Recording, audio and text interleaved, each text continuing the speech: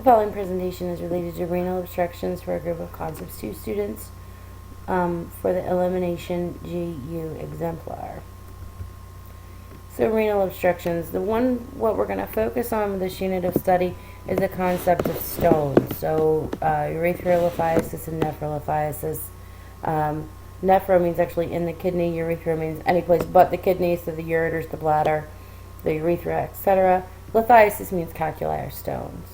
So stones are made in the setting of dehydration, infections, urinary stasis, which can be caused from urinary retention, from immobility issues, or from neurological issues, or from medications that cause urinary retention.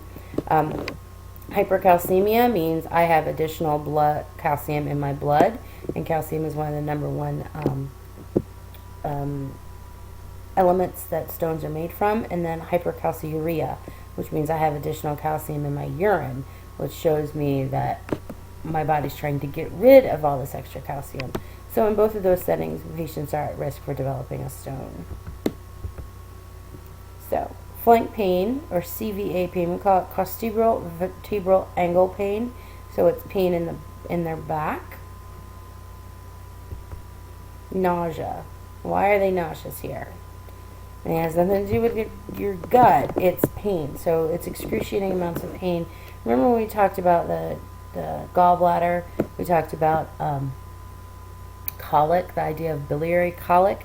We have the same thing here as renal colic. We've got a stone trying to be expelled from the body, and the tissue spasms around it. It causes severe pain, which causes the nausea.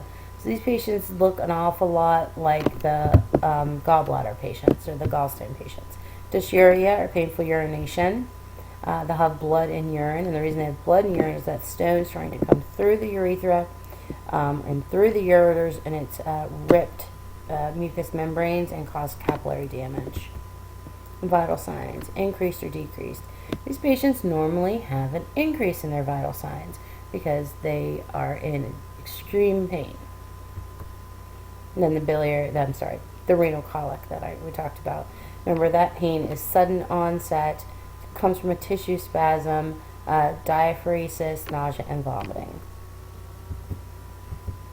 Labs and diagnostics, chemistries. So BUN and creatinine may be elevated. Potassium may be a little bit elevated. And then the sodium, of course, depends on patient scenario. Urinalysis and culture. Why would we do urinalysis, and what are we looking at with a urinalysis? So the major things we want to know from a urinalysis is presence of bacteria, presence of protein, and presence of blood. The presence of bacteria would then highlight that we need to do a culture. If we have a urinary stone that has gone through the urethra and through the ureters and ripped an area, and then urine has gone past it, we now have a cut that has something dirty that's gone over it, and it can end up becoming infected. So patients that have have renal stones that have moved, they have gone from nephrolithiasis to urethral-lithiasis, often will have urinary tract infections. KUB, which is an X-ray, it means kidney, ureter, bladder. What we're looking for here is we're looking for something called hydronephrosis. So almost the same idea in the patients that have the gallstones. If you have a stone in your ureter and it's blocking or backing up the flow of urine, the kidney can become extremely dilated and filled with urine, and this can become dangerous and potentially harmful to the life of the kidney. So with the KUB, we're looking for hydronephrosis. And then we have an IV urography. It's also called an IVP, where we're looking for presence of the stone. And then we have a retrograde pylography. We don't really use retrograde pylographies anymore, pylographies. That's where we put in a catheter and inject dye into the catheter up into the urinary system, and then allows us to see if there's a blockage. And one of the reasons we don't do that is because we affect the flow of urine. When we put the patient, you have to put the patient in Trendelenburg to put allow the contrast to flow correctly.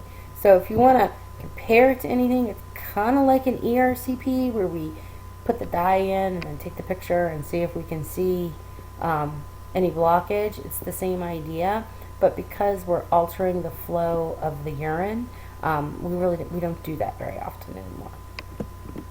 We usually do the IV urography. It's called an IVP, to identify the presence of the stone and the location of the stone. So once again, chemistries, we're looking at BUN, creatinine, potential potassium elevation, sodium dependent on patient situation. Urinalysis and culture, we're looking for any bacteria, microorganisms that may be growing in the urine. These patients are at a high risk of getting a urinary tract infection when they have renal stones. We're also looking for blood and bacteria, white cells, and presence of the urine. And kidney, ureter, bladder, KUB X-ray, we're looking for hydronephrosis. That's just showing us that there is a blockage somewhere. And we're looking at the enlargement of the kidney. And then the IVP will show us exactly where the blockage is located. So, where are these patients treated? Just like our other lecture about stones or lithiasis, patients either are discharged to home or they're admitted to the hospital. So we have like a complicated and an uncomplicated. Our uncomplicated people are people that their pain can be controlled by PO, by mouth medications. They have no signs and symptoms of infection, and their nausea can be controlled with PO medications. Those people are usually discharged to home. Dietary changes, forced fluids, strain urine. Patients are admitted to the hospital if they have pain that's uncontrolled by PO medications and they need IV narcotics. They have excessive vomiting, which can lead to signs of dehydration. They have any signs of infection. They have excessive hematuria. You have to remember with hematuria that they're often showing you blood in a bowl of water, which will dilute the blood additionally. So you have to look at the kind of the clarity. Can you see to the bottom, or their clots, etc. And then one kidney. Patients that only have one working, functioning kidney that have stones in that kidney are often hospitalized. Planning. Short-term planning. We're looking for We're looking at acute pain. So we're going to be administering pain medications, and then preparation for interventional procedures. And then long-term plan, some knowledge deficit. We're going to do a lot of teaching to help prevent any recurrence of these stones. And then collaborative plan, we're looking at potential complications. So infection such as urosepsis, septicemia, and then renal failure from the post-renal cause. Intervention pain medications, we like opioid analgesics. We also like NSAIDs here, the Toradol as well, or the Toradol as well, because it potentiates the effects of the opioid analgesic. We don't like to give Advil here or ibuprofen because they have more of a nephrotoxic effect, but Toradol is often given with opioid analgesics. And then non-pharmacological methods, position of comfort. And this is usually what you see here is the position of comfort for these patients. Stone removal via cystography. Just like we talked about with the concept lecture, you will have a cystoscopy completed, the urethra sprayed, the camera injected. What you're seeing here, the round part, is the bladder. And then up on the left-hand side, they're actually pulling out a stone from the ureter. So when you have a stone that's stuck in the ureter, or a stone that's stuck in the urethra, they will do a stone removal. Here's another example. It almost looks like a little claw-like machine that they'll go in and take the stone out.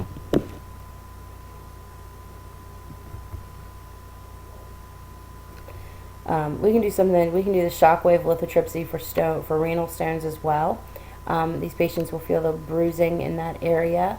They will also feel some muscle soreness. However, these patients will be sent home with pain medication because they will have to pass the stone that they've just broken up. So the patients will sometimes have a stent placed. A stent allows the ureter to remain open typical after stone removal with lithotripsy or cystography. Here's some different types of stone, some different types of stents. We really don't need to know all these different types of stent. The only one that I would encourage you to really understand is the B.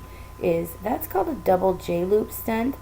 And what's happened here is, for some reason, the ureter actually is cut, and the stent is the only way that urine gets out. So you'll also see that with A, you can have the stent come directly out of the patient through the urethral opening, or it can just go into the bladder, and then they'll pass it through the urethra. So you can have a stent that goes all the way and actually comes out of the patient, or you can have a stent that's just exits or empties into the bladder. Stents are not always used after lithotripsy, but they are very common. What it does is it protects the lining of the urethra, of the ureter, so it's not ripped or torn when the patient passes the stone. So they're going to expect the stent helps reduce pain, it helps reduce bleeding, and helps reduce risk for infection as well. One thing to tell the patient with a stent is they may not remove the stent themselves, and the A diagram here actually, sometimes they can see the end of the stent, and they're not to remove the stent as well. That has to be removed in the physician's office. If we can't break the stone up from the lithotripsy, and we can't get it from a cystography, we have to have a nephrolithotomy. So what a nephrolithotomy is they go directly into the kidney and they take out the stone. So these are for stones that can't be broken up from a lithotripsy. Often we have something called a staghorn stone. A staghorn stone is a genetic type of stone that they're very large. They're unable to be broken up by anything, and they're genetic related. They're not diet related or anything like that. Those patients often will have to have a nephrolithotomy. And then post-nephrolithotomy, you have to have something called a nephrostomy.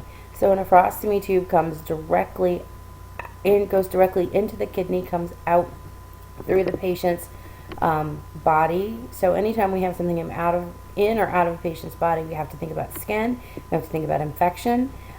This is going directly into the kidney. 2/3 of your blood is actually filtered through your kidney, so we don't want the kidney to get infected because that will end up causing urosepsis, causes systemic infection. You still need to do good I's and O's, but remember you have another kidney, so your patient will still void, so they may have a Foley. Please remember that you have I's and O's from that nephrostomy as well as from some type of voiding or a catheter.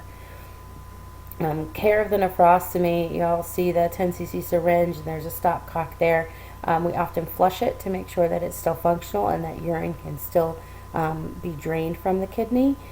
Also, it is directly into the kidney, so we're looking at skin and we're looking at signs of infection, so that the dressing needs to be intact at all times. So patient education, we're going to monitor for complications, which are excessive pain, excessive bleeding, and signs and symptoms of infection. We do patient education, and a lot of those patient education things are to prevent reformation of stones.